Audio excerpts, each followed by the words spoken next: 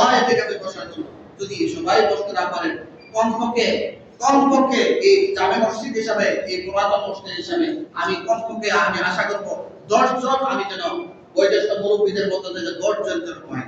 আর যুব সমাজ যদি বসতে পারে আরো বেশি ভালো। ইবাদত তো যুবকদের জন্য, ইবাদত বৃদ্ধদের জন্য। ইবাদত এটা তো ডিটের একটা ব্যাপার আছে না, সরকারি যে চাকরি তারা করে, যে সমস্ত মুরব্বী বাবারা চাকরি করে, যখন তাদের ডিট যখন কি হয়ে যায়, অতিক্রম হয়ে যায়, তখন সরকার কি করে তাদেরকে ইপিএ করে দেয়। এতে প্রমাণ বহন করে।